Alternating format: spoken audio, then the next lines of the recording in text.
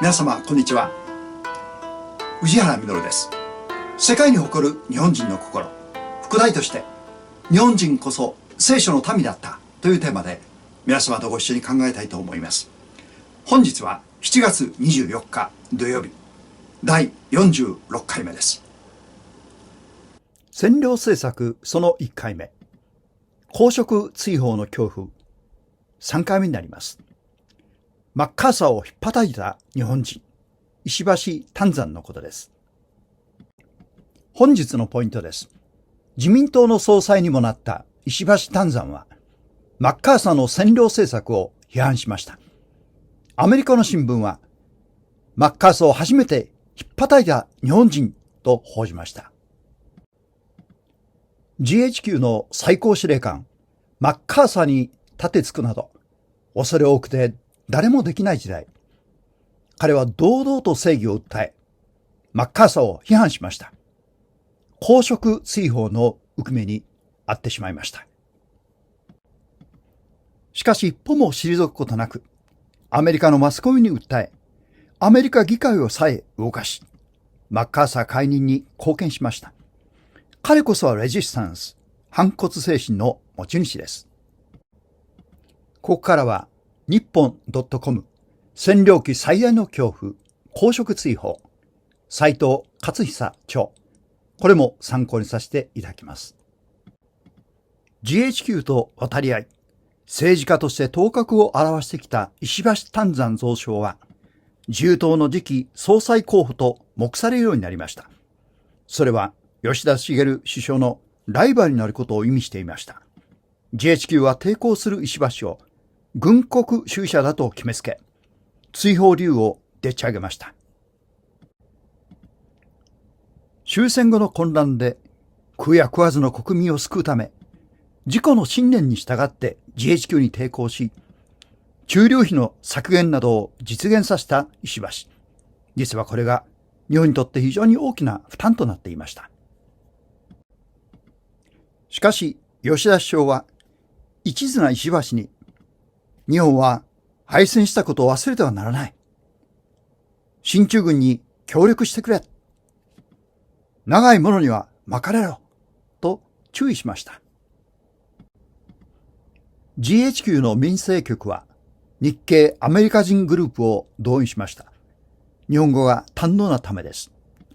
石橋が編集主幹兼社長をしていた東洋経済新報社の出版物を調査しました。同社が帝国主義的編集方針を続けていたとして、石橋は公職追放規定に該当すると結論付けました。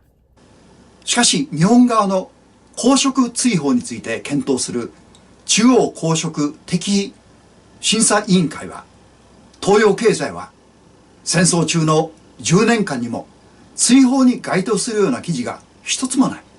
よく自由主義を守り抜いたものだと驚きました。もし同社を、つまり東洋経済を、この言論のゆえをもって追放令に該当するとするなら、当時の出版社、新聞社、雑誌社は全て同等の扱いになると GHQ とは全く正反対の意見を出しました。民生局は怒り、日本側委員を東洋経済を支持するなら、まず木村を追放すると脅し、審査した小委員会を解散させました。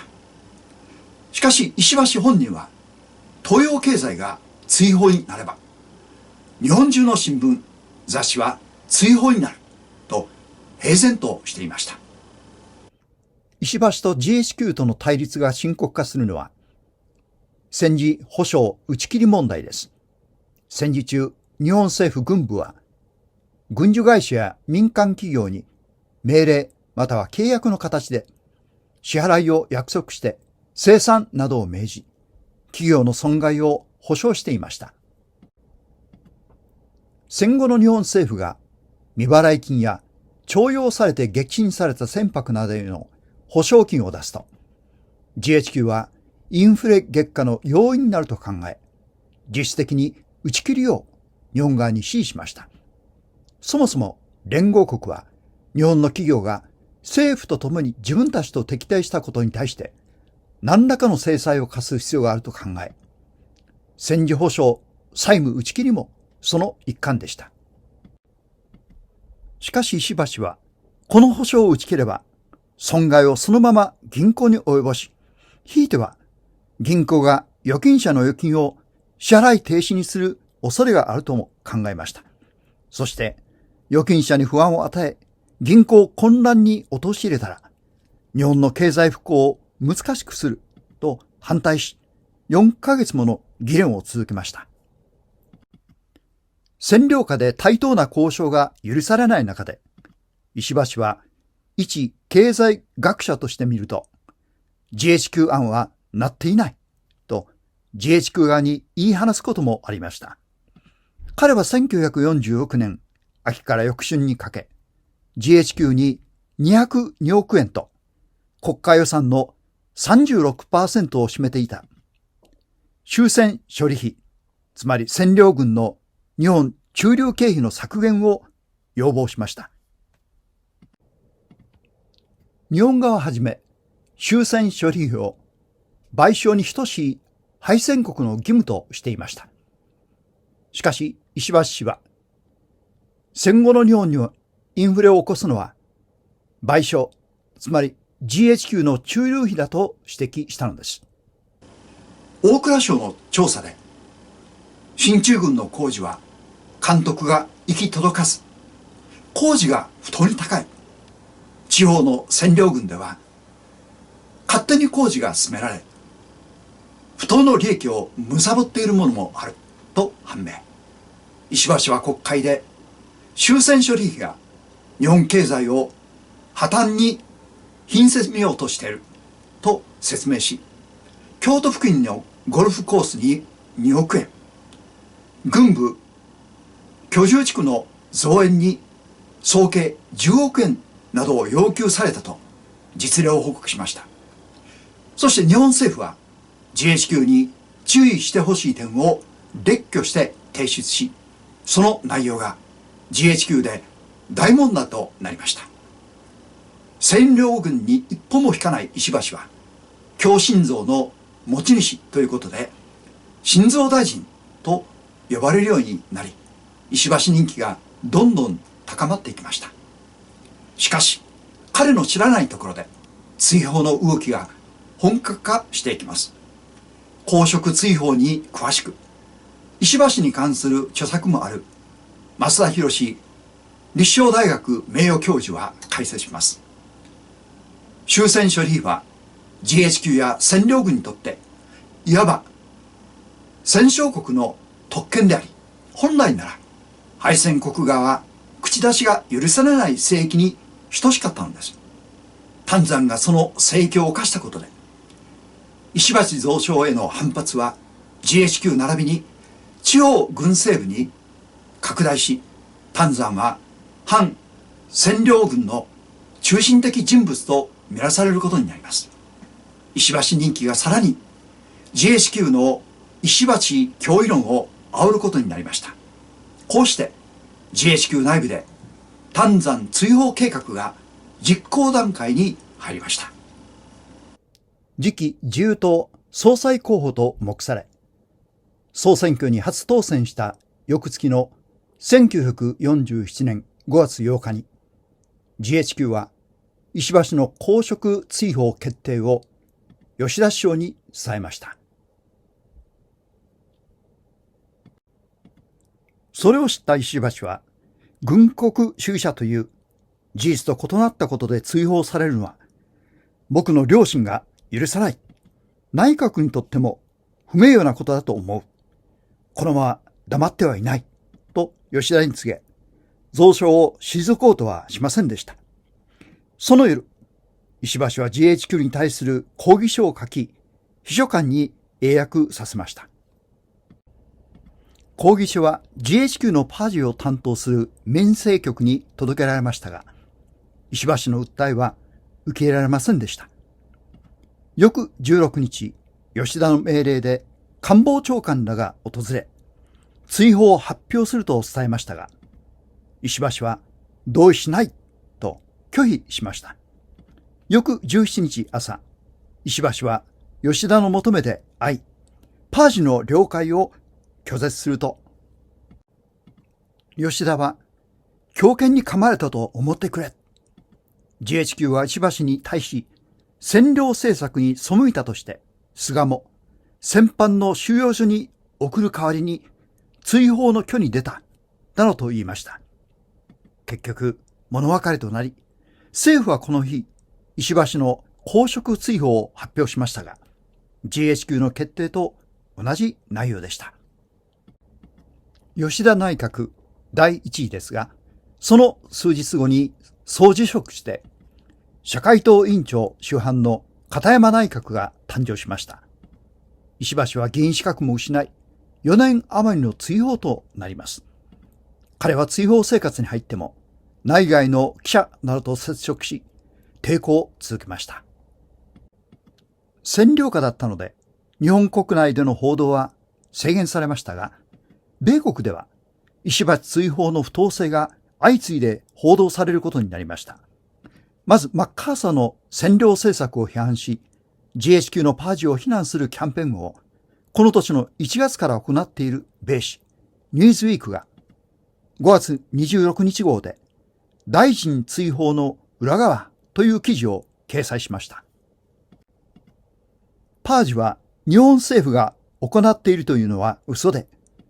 外務省、つまり GHQ と表裏一体でしたが、外務省が指導、指令しており、石橋追放では日本側は追放に該当しないと判定したのに、GHQ が覆したと暴露しました。彼は反論書を公開しました。私一個の利益のために公職追放を免れたいとは少しも考えていない。ただ私はデモクラシー、民主主義のために、デモクラシーの権威のために、あえて訴願、訴え願い出る次第である。この文書の英訳文を作り、石橋は内外のジャーナリストらと会見しました。占領下でタブーであった GHQ の、しかも最高司令官の責任を追及したので、騒ぎは大きくなりました。アメリカの新聞は、マッカーサーを初めて引っ叩いた日本人との見出しをつけて報じました。日本国内では、石橋が戦犯として処罰されると噂されましたが、石橋は逮捕されれば裁判になり、弁明の機会が与えられるから捕まってもいいと覚悟していました。石橋は渡米する日本人ジャーナリストに自分の追放経緯などを記した文書を託しました。また石橋の GHQ に対する抵抗に敬服した日本の政治活動家が石橋追放問題の意見書を米人記者を託して米国務長官、陸軍長官、上院外交委員長らに届け、その内容はニューヨークタイムズに掲載されました。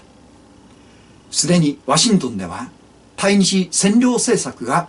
再検討されていました。同年1月、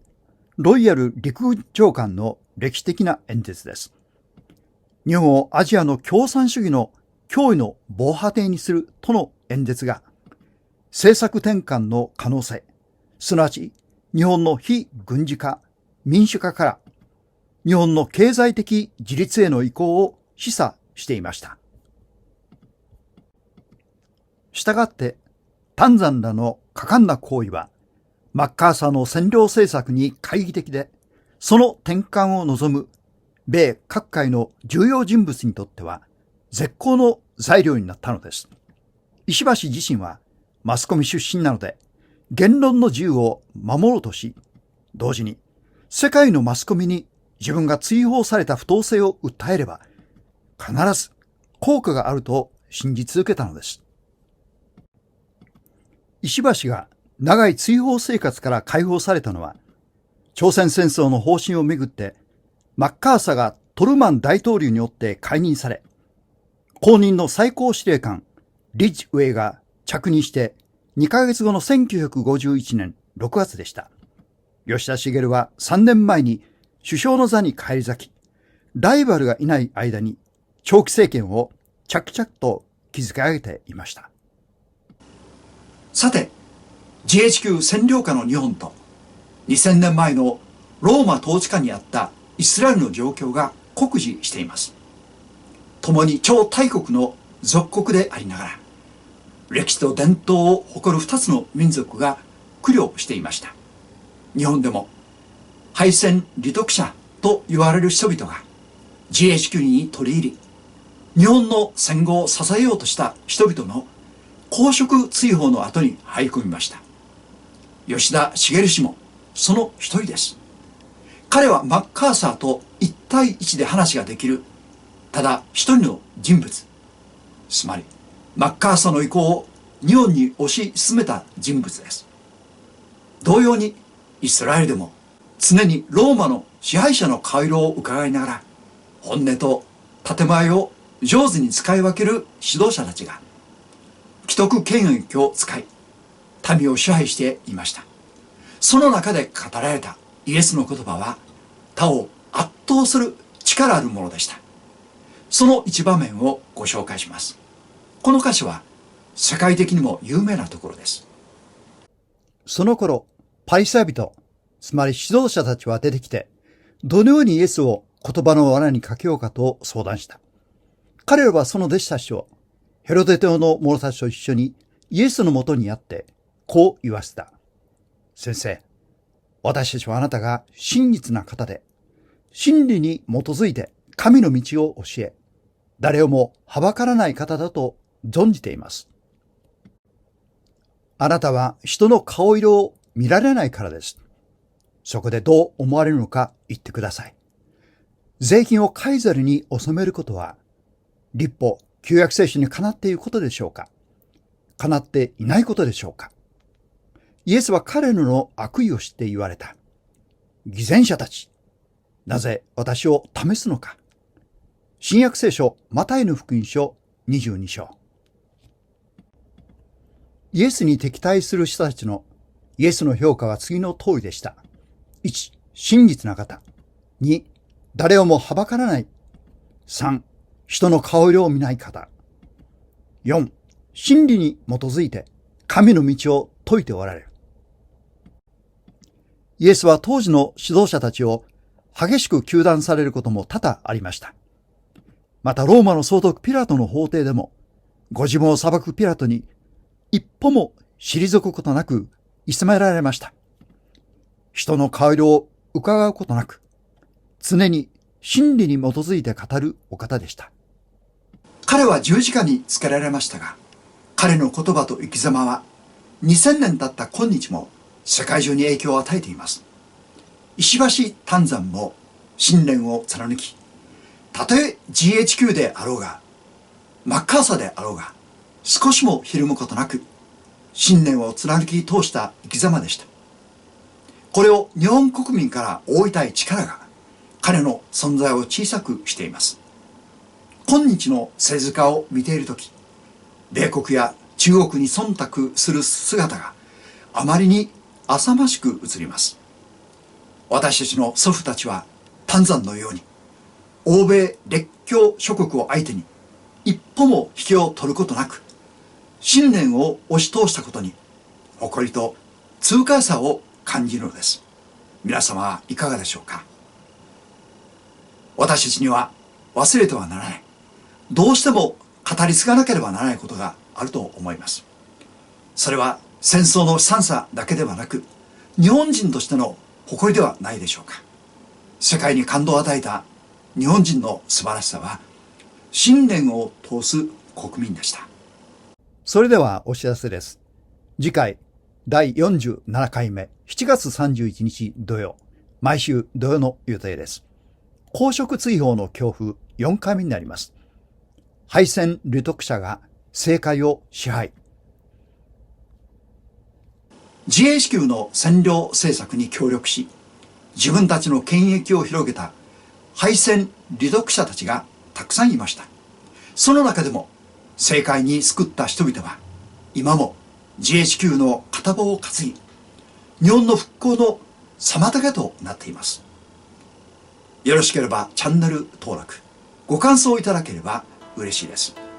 本日はご視聴いただき誠にありがとうございました。